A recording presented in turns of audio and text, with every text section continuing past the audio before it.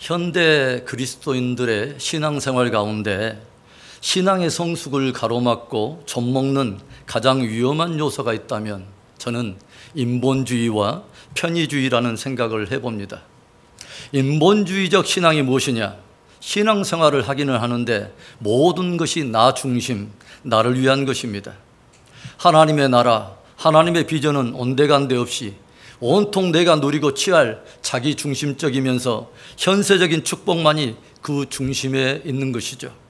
나를 위한 하나님은 찾으면서도 정작 하나님이 찾으시는 나의 모습은 하나도 없습니다. 인본주의는 신앙의 성숙을 가로막고 젖먹는 위험한 요소임에 틀림이 없습니다. 인본주의와 더불어 신앙의 성숙을 가로막는 또 하나의 위험한 요소는 편의주의라고 생각을 해봅니다. 신앙생활을 하기는 하는데 내가 편할 대로 쉽게만 하려는 것입니다. 하나님이 정하신 가치관과 신앙의 원리가 아니라 내가 편한 기준을 정하고 편한 방법을 정하여 쉽게만 하려는 것이죠. 이 편의주의적 신앙 안에는 주님이 먼저 걸어가셨을 뿐만 아니라 먼저 행하시며 자기를 따라오는 제자들에게 들려주셨던, 도전하셨던 제자도, 섬김과 헌신, 영혼 구령 따위는 그 자리에 없습니다. 거기에는 다만 편리함과 세속적 즐거움을 추구하며 그것으로 자기를 채우려는 사람들이 만들어낸 넓은 문과 넓은 길이 있는 것이죠. 사람들이 이처럼 인본주의 그리고 편의주의와 더불어 타협하게 되면 어떤 일이 일어나게 될까요? 믿음이 점점 변질되어서 하나님께로부터 받은 소중한 은혜를 이제는 마치 스스로 자격이 있어 권리나 누리고 있는 것처럼 마음을 높이고 착각하며 엉뚱하고도 교만한 열매를 맺게 된다고 하는 것이죠. 참으로 여러분을 축복하기는 바른 성경적 신앙을 통해 성숙한 신앙의 열매를 맺는 복된 저와 여러분 되기를 주의 이름으로 축원합니다. 그렇다면 어떻게 우리가 원천적으로 이런 신앙의 변질을 막고 참된 본질을 지켜갈 수 있을까요? 최근에 새벽마다 생명의 삶을 통해 레위기 말씀을 나누고 있는데요. 레위기는 애굽을 벗어나 은혜로 구원받은 이스라엘 백성들이 삶과 신앙 속에서 어떻게 구원받은 자에 합당한 거룩을 이루어갈 수 있는가, 그리고 이루어가야 하는가를 가르치신 하나님의 말씀입니다. 오늘날 우리와 함께 연결해서 적용한다면 예수님의 은혜로 값없이 구원받은 성도들이 어떻게 구원받은 자에 합당한 삶과 신앙의 열매를 맺어야 하는가를 도전하는 말씀인 것이죠. 레위기의 말씀 가운데 하나님께서 모세를 통하여 온 이스라엘 백성들에게 강력하게 명령하신 것이 있습니다. 레위기 17장 1절부터 6절의 말씀인데 조금 긴 말씀을 제가 여러분을 위해서 읽겠습니다. 여호와께서 모세에게 말씀하여 이르시되 아론과 그의 아들들과 이스라엘의 모든 자손에게 말하여 그들에게 이르기를 여호와의 명령이 이러하시다 하라. 이스라엘 집의 모든 사람이 소나 어린 양이나 염소를 진영 안에서 잡든지 진영 밖에서 잡든지 먼저 회막문으로 끌고 가서 여호와의 성막 앞에서 여호와께 예물로 드리지 아니하는 자는 피 흘린 자로 여길 것이라. 그가 피를 흘렸은즉 자기 백성 중에서 끊어지리라. 그런즉 이스라엘 자손이 들에서 잡던 그들의 재물을 회막문 여호와께로 끌고 가서 제사장에게 주어 화목제로 여호와께 드려야 할 것이요 제사장은 그 피를 회막문 여호와의 제단에 뿌리고 그 기름을 불살라 여호와께 향기로운 냄새가 되게 할 것이라. 하나님께서는 아론과 그의 아들들 곧 제사장들 뿐만 아니라 모든 이스라엘 자손들에게 그들이 소를 잡든 어린 양을 잡든 염소를 잡든 그것을 진영 안에서 잡든 진영 밖에서 잡든 상관없이 반드시 그들이 먼저 해야 할 일 하나를 엄하게 명령하세요.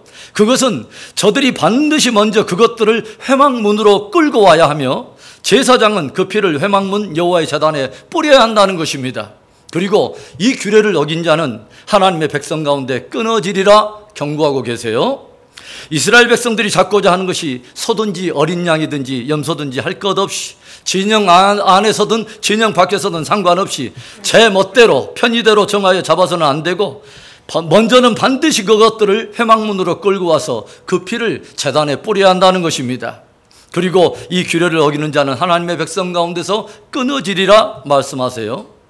저는 이 말씀 안에는 은밀히 우리에게 침투하여 인본주의와 편의주의로 우리들의 삶과 신앙을 변질시키려는 미혹을 원천봉사하며 차단시켜 주시는 하나님께로부터 온 귀한 도전이 담겨 있다고 생각을 해봅니다.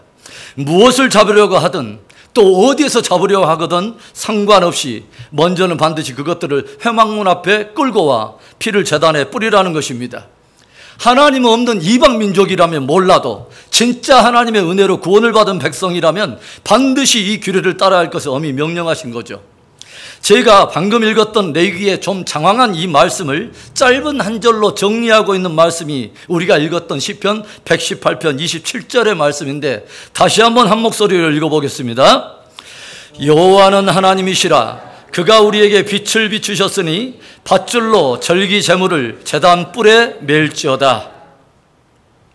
여호와 하나님이 우리 가운데 계시고 하나님이 정말 여호와가 하나님이시기에 또 그분이 우리에게 빛을 비추셨기에 그 영광과 은혜를 아는 자들은 이제 밧줄로 제물을 제단 뿔에 맬지어다 도전하고 있습니다. 제물은 얼핏 구약적인 소나 양을 생각할 수도 있지만 제물은 그것을 가져와 드리는 그 사람 자신이기도 한 것입니다. 그래서 신약에 와서 바울은 이런 말씀을 들려주고 있어요. 로마서 12장 1절의 말씀. 그러므로 형제들아 내가 하나님의 모든 자비하심으로 너희를 구원하노니 너희 몸을 하나님이 기뻐하시는 거룩한 산 제물로 드리라. 이는 너희가 드릴 영적 예배니라. 너희 몸을 하나님이 기뻐하시는 거룩한 리빙 세크리파이스 산 제물로 삼아서 그것을 하나님께 드리라는 것입니다. 이것이 진짜 구원받았다 하는 성도들이 드려야 할 영적인 예배라고 들려주고 있어요. 오늘 시편 기자는 도전합니다. 여호와를 하나님으로 고백하는 자, 진실로 하나님께로부터 빛을 받은 자는 밧줄로 제물을 제단 뿔에 맬지어다 도전하고 있어요. 그렇다면 오늘 말씀을 통해서 성경이 우리에게 던지는 도전은 무엇입니까? 첫째로 하나님 중심의 신앙입니다. 즉 철저하게 하나님 중심의 신앙을 견고하게 세우라는 것입니다. 소를 잡든 양을 잡든 어린 양을 잡든 그것을 진영 안에서 잡든 진영 밖에서 잡든 반드시 먼저 그것들을 회막으로 가져와서 번제단에 그 피를 쏟으라 명령하신 분이 다름 아닌 하나님이십니다. 여러분, 회막이 뭐죠?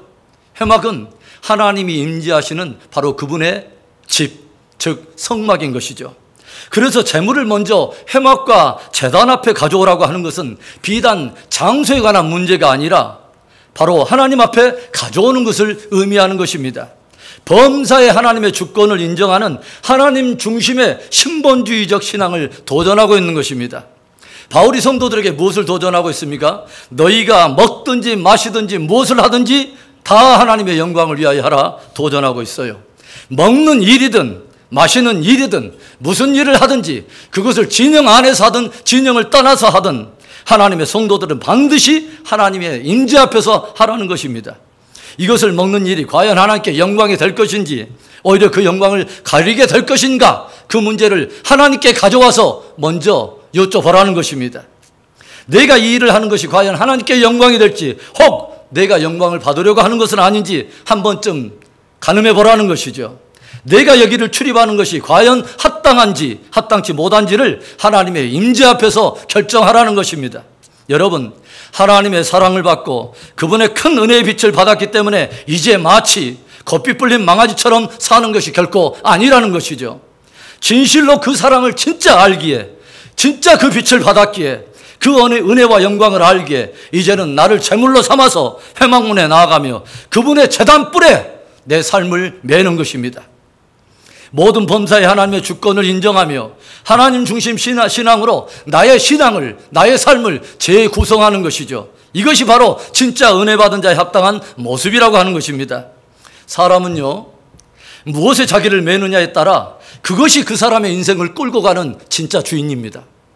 무엇에 나의 생각을 내어주느냐, 무엇에 내 몸을 맡기느냐에 따라 각 사람이 사는 하루의 삶의 퀄리티와 내용이 다르고 그 하루하루는 마침내 그 사람의 인생을 만들어낼 것인데 우리 모두가 평생의 인생을 마무리하는 바로 그날에 우리는 자기가 살아온 그 인생들을 가지고 주님 앞에서 평가를 받게 될 것입니다. 여러분은 오늘 나의 하루의 줄을, 내 인생의 줄을 어디에 메고 살고 있습니까? 성경은 특별히 하나님을 경외하는 신앙을 말씀 중심의 신앙과 연결하며 강조하고 있어요. 세상에는 참으로 많은 다양한 사람들이 존재합니다. 사람들은요, 나름 자기의 어떤 다양한 기준을 가지고 사람들을 분류하면서 그들을 평가하죠. 성에 따라 남자와 여자를 분류하는가 하면 나이에 따라 어른과 아이를 분류해요. 학벌에 따라서 배운 사람과 못 배운 사람을 분류하는가 하면 가진 부에 따라서 부자와 가난한 자를 가늠하며 나누죠. 그렇다면 여러분, 하나님께서는 모든 인생들을 어떻게 분류하실까요? 하나님께서는요, 모든 인생들을 두 부류의 인생으로 나누십니다. 바로 의인과 악인입니다. 그런데 그 의인과 악인을 나눈 데 있어서 결정적인 기준이 무엇이냐? 그것이 바로 하나님의 말씀입니다. 하나님 앞에서 의인이란 누구냐? 바로 자기의 인생을 하나님의 말씀에 줄로 매고 사는 사람입니다. 하나님 앞에 악인은 누구이냐? 하나님의 말씀이 진리의 줄을 끊어버리고 엉뚱한 비진리에 자기 인생줄을 매고 사는 사람인 것이죠. 서로 다른 줄로 매어 있는 이 두 인생에는 장차 어떤 일들이 일어나게 될까요? 150편의 장황한 시편의 첫 문을 열고 있는 1편에서 성경은 밧줄로 자기의 인생을 하나님의 말씀에 매고 사는 인생과 그 말씀의 줄을 끊어버리고 제멋대로 사는 두 인생을 보여주고 있어요. 시편 1편 1절과 2절의 말씀. 복 있는 사람은 악인들의 꾀를 따르지 아니하며 죄인들의 길에 서지 아니하며 오만한 자들의 자리에 앉지 아니하고 오직 여호와의 율법을 즐거워하여 그의 율법을 주야로 묵상하는도다. 참으로 복된 인생의 출발이 어디에 있느냐? 여호와의 말씀을 즐거워하는 데서부터 시작된다는 거죠. 자기의 삶을 줄로 하나님의 말씀에 매고서 말씀을 즐거워하며 그것들을 주야로 묵상하는 사람, 바로 그 인생이 복이 있다고 들려주고 있어요. 성경이 바로 이 사람이 참으로 복이 있는 인생이며 그는 잎사귀가 마르지 아니함과 같이 때를 따라 하나님을 향한 열매를 맺어 주님을 영화롭게 하는 인생이 된다고 들려주고 있습니다. 그럼 말씀이 없는 인생, 하나님의 말씀을 끊어버리고 홀대하며 사는 사람의 삶은 어떻게 될까요? 저들은 악인의 꾀를 즐거워하여 그것을 따르며 거기에 자기 생각을 내어주고 자기의 삶을 내어줌으로 결국 죄인의 길을 걷게 되고 결국 하나님과 그분의 진리를 거스리는 오만한 자의 삶을 살게 되어 결국 그들을 성경은 바람에 나는 겨와 같은 인생이라고 들려주고 있습니다. 하나님께서 들려주신 진리의 말씀에 대해서 뿌리를 내리지 못하니까 그저 바람 부는 대로 그리고 세상의 풍조와 유행을 따라 악인의 꾀를 쫓아 상황에 일이 쫓기고 환경에 일이 쏠리면서 겨같이 날리며 표류하며 그렇게 살아간다는 것이죠. 오늘의 말씀과 연결하여 보면 재단뿔에 견고하게 매인 줄이 없어서 곱비 불린 인생처럼 표류하는 삶을 살게 된다는 것입니다. 하나님께서 말씀하신 거룩한 진리가 기준이 없다 보니까 늘 악인의 꾀에 대해서 노란하고 죄의 속수무책으로 무너지고 결국 오만한 자가 되어 아무런 열매 없는 인생으로 전락하고 끝이 난다고 하는 것이죠. 결국 두 인생의 운명은 어떻게 될까요? 함께 시편 1편 6절의 말씀을 봅니다. 무릇 의인들의 길은 여호와께서 인정하시나 악인들의 길은 망하리로다. 하나님의 말씀에 자기의 삶의 밧줄을 견고히 맨 인생은 하나님께서 인정하시나 악인은 망하리라 들려줍니다. 이 문맥상에서 망한다고 하는 그 의미는 바로 하나님께서 결코 그 인생을 인정하지 않는다는 의미를 가지고 있죠. 경기를 하는 운동선수가 아무리 탁월한 기량과 재능을 가졌어도 그 사람이 경기에 대한 규칙과 법을 무시한다면 그 사람은 결국 실격 처리가 돼서 그가 했던 모든 수고가 인정받지 못하고 모든 것이 허사가 될 것입니다. 운전하는 사람이 차에 대한 매뉴얼이나 운전에 대한 기본 수칙을 무시하고 벗어난다면 그처럼 위험한 운행은 없을 것입니다. 하나님께서 인생들을 위하여 주신 삶과 신앙의 매뉴얼인 하나님의 말씀을 무시하고 홀대하면서 그것을 벗어난 인생처럼 위험한 인생은 없는 것입니다. 최근에 우리들은 예전에는 차마 부끄러워서 입에 담지도 못한 바로 그런 일들에 대해서 오히려 나라가 법으로까지 세워주면서 그것들을 옹호하는 일들을 우리는 보고 살고 있어요. 그런데 참으로 가슴이 아픈 것은 하나의 어떤 떠오르는 사회적인 이슈나 이 주제에 대해서 기독교 안에서도 서로 다른 해석과 견해들이 첨예하게 대립을 하는 일들이 일어나고 있다고 하는 것이죠. 그래서 제가 예전에 말씀드린 것처럼 하나의 어떤 이슈에 대해서 교단과 교단이 서로 대립을 해요. 신학과 신학이 첨예하게 갈등을 일으키며 목회자와 목회자가 서로 맞서게 되고 교회와 교회가 서로 갈등하게 되는 이상한 일들이 일어나고 있다고 하는 것이죠. 여러분은 이런 일들이 일어날 때 누구 편에, 어느 편에 설 것입니까? 우리들은 누구 편에 서야 되며 어느 편에 서야 하는 것입니까? 이런 일들에 대해서 과연 무엇이 최후의 결정적인 판단의 권위를 가지고 있는 것입니까? 바로 성경, 하나님의 말씀입니다. 제가 분명히 말씀드려요. 엄청난 무리들이 추종하고 따르는 대단한 권위를 가진 리더십이나 단체일지라도, 심지어 삼층천을 운운하며 대단한 신비한 은사와 능력을 행하는 사람이 있다 할지라도 하나님의 말씀, 그 성경적 진리를 벗어난다면 그 리더십이나 단체를 따라가면 안 되는 것입니다.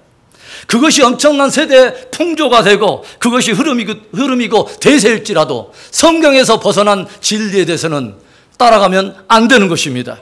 사랑하는 성도 여러분, 지금은 우리들이 다시금 마음을 가다듬고 하나님과 그분의 말씀에 견고한 밧줄을 메어야 할 때입니다. 혹 우리 가운데 오늘 말씀의 메인줄을 느슨하게 다 풀어제치고 엉뚱한 비진리와 세속의 흐름에 내 인생에 줄을 메고 사는 사람은 없습니까? 오늘 주님은 너희가 무엇을 하든 그것을 진영 안에서 하든 진영 밖에서 하든 먼저 반드시 그것들을 사로잡아서 회막에 가져오며 번제단 뿔에 매라고 도전하고 있습니다. 여호와는 하나님이시라. 그가 우리에게 빛을 비추셨으니 밧줄로 재물을 제단 뿔에 맬지어다. 하나님을 나의 하나님이라 고백하며 그 영광의 빛, 은혜의 빛을 받은 자로서 모든 범사의 하나님의 주권을 인정하며 이제는 밧줄로 나의 삶을 하나님의 말씀에 굳게 매어 하나님을 영화롭게 하는 참 성도로 승리하는 저와 여러분 되기를 주의 이름으로 축원합니다. 오늘의 말씀을 통해 성경이 우리에게 던지는 도전, 둘째로 십자가 중심의 신앙입니다. 우리 안에 십자가 중심의 신앙을 견고히 세우라는 것입니다. 오늘 주님께서는 모든 재물을 반드시 회막문 앞으로 가져오며 제단 뿔에 맬지어다 말씀하시는데, 여기에서 말하는 회막문 앞 제단이라고 하는 것은 바로 번제단을 의미하는 것입니다. 우리들이 이미 알고 있는 것처럼 성막에는 여러 가지 기구들이 있죠. 성막에 들어서면 바로 번제단이 있고 바로 그 뒤에는 물두멍이 있어요. 그 다음에 성소라고 하는 곳에 들어가서 보면은 북쪽에는 떡상이 있고 그리고 서쪽에서는 분향단이 있으며 남쪽에는 촛대라고 불리는 것이 있죠. 그리고 지성소 안에는 우리가 알고 있는 법궤가 있어요. 그런데 이 모든 성막의 기구들이 다 그렇지만 번제단 역시 바로 예수님을 상징하고 있습니다. 이스라엘 백성들이 죄를 범하게 되면 그들은 속죄함을 얻기 위해 제물을 가지고 회막에 나아가는데 저들이 회막문에 들어서자마자 가장 먼저 만나게 되는 것이 번제단인 것이죠. 이때 제사장은 속죄함을 얻기 위해 가져온 그 제물을 번제단에서 죽여 그 피를 제단에 뿌리고 기름을 불살라 하나님께 번제를 드림으로 범죄한 자가 자기 어떤 그 죄를 하나님으로부터 속죄를 받게 되는 것이죠. 바로 그 번제단은 죄인을 구원하시려고 십자가에서 당신의 피를 흘리신 예수님을 상징하고 있는 것입니다. 여러분, 번제단을 무엇으로 만드는지 아세요? 번제단의 재료가 뭔지 아세요? 번제단은 조각목에 놋을 입혀서 만듭니다. 여기에서 조각목은 아카시아 나무의 일종으로서 흠모할 만한 아무것도 없이 이 땅에 육체를 입고 사람의 모양으로 오신 예수님의 인성을 의미하고 있고, 놋은 속죄의 은혜를 담고 있는 것입니다. 광야에서 불뱀에 물린 모든 사람들이 다 죽어갈 때에 하나님께서 저들로 사망을 피하고 생명을 얻도록 주신 유일한 생명 복음이 하나 있죠. 민수기 21장 8절과 9절의 말씀. 여호와께서 모세에게 이르시되 불뱀을 만들어 장대 위에 높이 매달아라. 물린 자마다 그것을 보면 살리라. 모세가 놋뱀을 만들어 장대 위에 다니 뱀에게 물린 자가 놋뱀을 쳐다본 즉 모두 살더라. 사람이 불뱀에 물려서 사망을 당하게 바로 되었을 그때에 하나님께서 저들에게 사망을 피하고 생명을 얻도록 주시란 요 유일한 그 생명 복음은 높이 장대에 달린 놋뱀을 보는 것이었습니다. 놋은 바로 속죄의 은혜를 의미하고 있는 것입니다. 광야 같은 세상에서 범죄하여 불뱀에 물려서 사망을 당할 인생들이 속죄를 얻고 생명을 얻을 수 있는 하나님께로부터 난 유일한 은혜의 자리, 바로 그것이 번제단인 것입니다. 바로 그 번제단이 예수님과 예수님의 십자가를 상징하고 있는 것이죠. 성막에는 말씀드린 대로 여러 가지 기구들이 있는데 그 가운데 유독 두 개에만 뿔이 달려 있습니다. 하나는 제물을 잡아서 그 피를 뿌리는 번제단이고 다른 하나는 향을 사르는 분향단이죠. 성경에서 뿔은 무엇을 의미한다고 제가 말씀을 드렸냐면 권세와 능력을 의미한다고 제가 말씀을 드렸어요. 그래서 번제단에 뿔이 있다는 말은 바로 예수님의 십자가와 그분의 보혈에 구속의 능력이 있다는 것을 증거하고 있다는 것이죠. 그래서 어떠한 죄인일지라도 예수님께 나아가 십자가를 붙드는 인생은 속죄함을 얻고 구원을 얻는다는 것입니다. 십자가가 구원하지 못할 인생이 없고 주님의 보혈이 속죄하지 못할 죄가 없다고 들려주고 있는 것입니다. 죽을 수밖에 없는 인생들이 유일하게 생명을 얻을 수 있는 길은 바로 제단 뿔을 붙드는 것이고 바로 제단 뿔에 자신을 매는 것입니다. 십자가는 모든 믿는 자를 구원하시는 하나님의 능력입니다. 우리들이 매일처럼 승리할 수 있는 힘은 십자가에서 나오는 것입니다. 그런데 이 말씀 안에는 또 하나의 동시에 도전을 담고 있다고 하는 거죠. 우리가 어떤 일을 하든지 간에 어떤 봉사와 섬김을 하든지 그것을 진영 안에서 하든 진영을 떠나서 하든지 상관없이 먼저는 무조건 십자가 앞으로 나가야 된다고 하는 거죠. 십자가는 우리의 의나 우리의 공로가 하나도 없이 오직 하나님의 의가 있는 자리입니다. 십자가는 예수 그리스도와 함께 더불어 저와 여러분들의 죽음이 있는 자리입니다. 재물을 밧줄로 제단 뿔에 맬지어다. 무엇을 하든 어디에서 하든 상관없이 우리들이 하는 모든 일의 근원과 출발이 십자가여야 한다는 것이죠. 혹여 나의 의와 영광이 아니라 오직 주님의 의에서 출발해야 되고 주님의 의가 드러나도록 주님을 섬기라고 하는 것이죠. 이것이 진짜 하나님을 나의 하나님으로 고백하며 진짜 은혜와 영광의 빛을 받았다는 성도에 합당한 바라는 거예요. 왜 사람들이 교회 안에서 예배도 드리고 봉사도 하는데 다툼이 일어나고 싸움이 일어날까요? 제단뿔에 자신을 매지 않기 때문입니다. 십자가에서 출발하지 않기 때문입니다. 그래서 주님의 의는 온데간데 없이 오직 자신의 의를 세우려고 출발을 하고 의를 드러내려고 일을 하기 때문에 그럴 때마다 갈등과 충돌과 그런 여러 가지 많은 싸움이 일어나는 것이라고 하는 거죠. 날마다 나를 쳐서 십자가로 나아가면 그 번제단이 곧 나의 번제단인 것을 알고 있기 때문에 일마다 때마다 나를 쳐서 복종하여 주님의 영광을 드러내게 된다고 하는 것입니다. 기독 서점에 가보면 이런 제목의 책들이 진열되어 있는 것을 보게 되죠. 내가 죽어야 예수가 산다. 또 이런 책도 있죠. 교회가 죽어야 예수가 산다. 이런 책도 있어요. 목사가 죽어야 예수가 산다. 참으로 의미 있는 제목들이라고 생각을 해봐요. 바울이 무엇을 고백합니까? 나는 매일 죽노라. 그런데 우리가 바울의 고백이 하나의 관념적이나 하나의 입술만의 동의적 개념이 아니라 바울의 인생을 통해서 우리가 조명해 볼 때 그가 지금 고백하고 있는 매일 죽노라는 그의 고백은 매우 실제적이었다는 것을 우리가 알게 되죠. 또 무엇을 고백합니까? 살든지 죽든지 내 몸에서 오직 그리스도가 존귀하게 되기를 원하노라. 살든지 죽든지 오직 그리스도의 의가 드러나기를 원하노라. 오늘날 현대의 그리스도인들은 인본주의 내지는 편의주의적 신학에 길들여지면서 제단뿔에 자기를 매료하지 않습니다. 십자가에 자기 죽음이 없기 때문에 여전히 기세등등하게 내가 살아서 일마다 때마다 자기 의를 세우는 일만 하고 주님의 영광을 가리는 그런 일들을 종종 보게 되죠. 저는 때로는 그런 생각을 해요. 하나님의 몸된 교회에서도 다양한 직분을 가지고 다양한 일도 많이 하지만 오해는 하지 마세요. 그날에는 사람들로부터 의롭다 하는 칭찬을 받고 또 스스로 나름 의롭다 생각하는 많은 이들 가운데서도 주님께로부터 전혀 다른 평가를 받을 사람들이 의외로 많을 거라고 하는 생각을 해봅니다. 사랑하는 성도 여러분, 하나님을 나의 하나님이라고 고백하십니까? 진실로 그분으로부터 여러분은 은혜의 빛을 받았습니까? 주님은 말씀하세요. 그렇다면 밧줄로 재물을 제단 뿔에 맬지어다.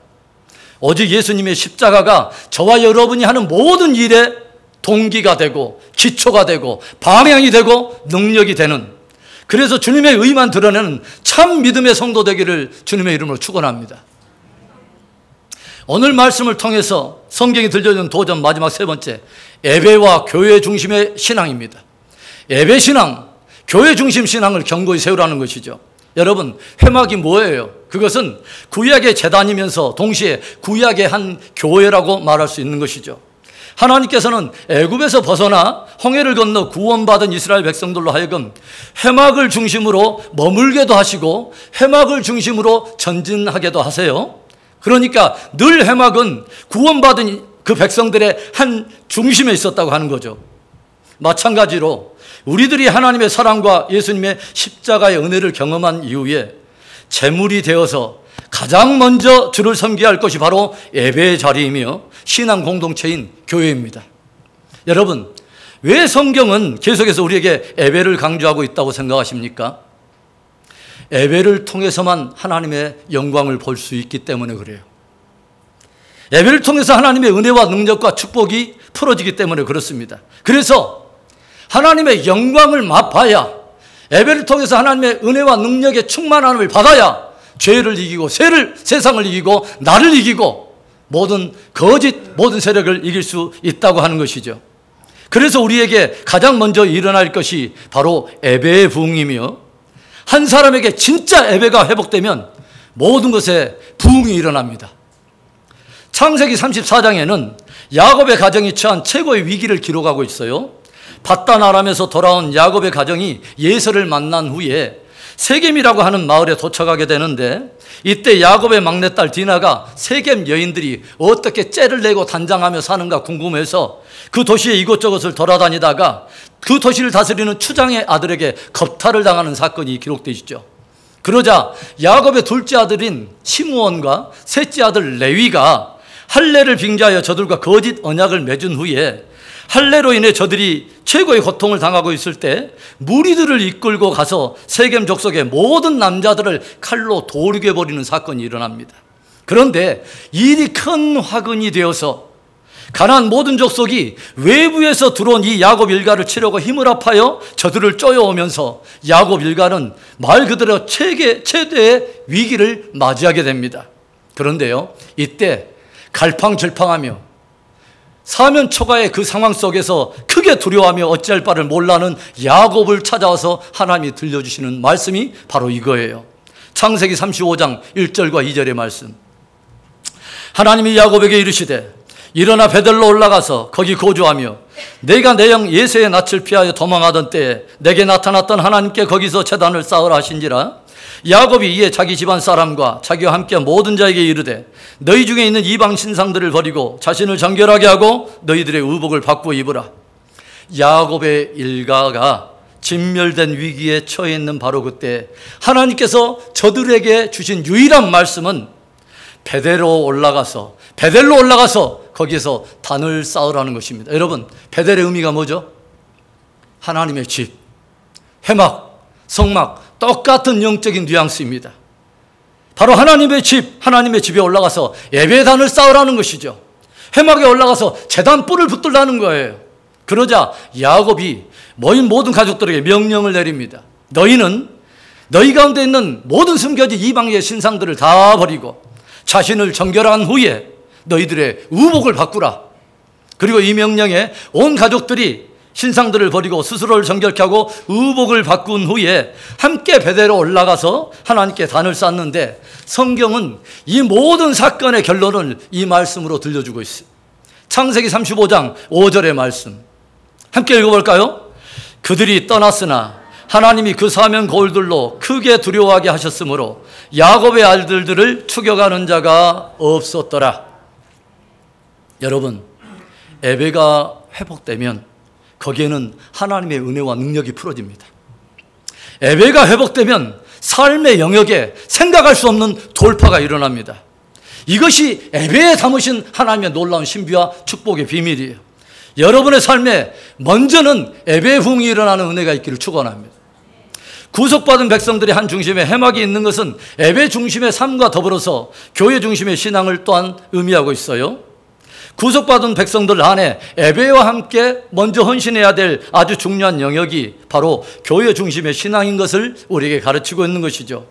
참으로 하나님의 사랑을 알고 은혜의 빛을 받은 성도들은 공동체를 귀하게 여기고 주의 몸된 교회를 세우기 위해서 헌신할 것을 도전하고 있는 말씀입니다. 여러분, 부활의 주님을 만나기 전까지 그렇게 예수 믿는 자들을 핍박하고 저들을 잡아서 공회에 넘겨주려고 혈안이 되었던 사도 바울. 그런데 우리가 성경을 읽어가면서 우리가 알다시피 부활의 주님을 만난 이후 바울의 삶은 얼마나 우리들에게 눈물겨운 모습으로 다가옵니까? 고린도서 11장에 보면 바울이 복음을 전하며 그의 당했던 고난의 리스트가 쭉 기록이 되어 있죠. 내가 수고를 넘치도록 하고 옥에 갇히기도 많이 하고 유대인들에게 40에 하나 감한 매를 5번이나 맞았으며 3번 태장으로 맞고 1번 돌로 맞고 3번 파선하고 일주야로 깊은 바다에서 지냈으며 강의 위험, 강도의 위험, 동족과 이방인의 위험과 더불어 내가 여러 번 자지 못하고 줄이며 목마르고 여러 번 굶고 춥고 헐벗었노라. 그런데 이 모든 고난을 다 들려준 이후에 바울은 이 고난과는 도저히 비교할 수도 없는 엄청난 중압감이 자기를 내리누르고 있다고 들려주고 있어요. 고린도후서 11장 28절의 말씀, 이외에 일은 고사하고 아직도 날마다 내 속에 눌리는 일이 있으니 곧 모든 교회를 위하여 염려하는 것이라. 이 모든 육체적인 핍박과 내가 감당해야 될 육체적인 고난은 아무것도 아니라는 거예요. 내 안에 진짜 나를 누르고 있는 고민 하나, 나를 염려케 만드는 것은 모든 교회를 향한 고민이라는 거죠.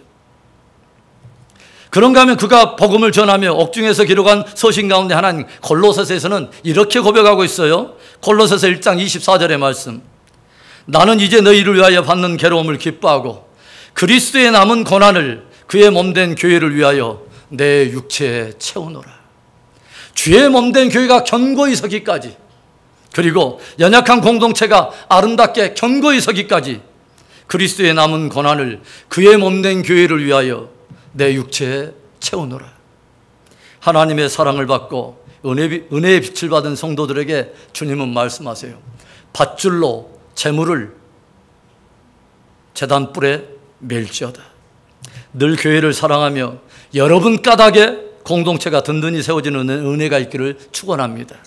늘 예배 중심, 교회 중심의 신앙으로 함께 끝까지 승리하는 우리 모두 되기를 축원합니다.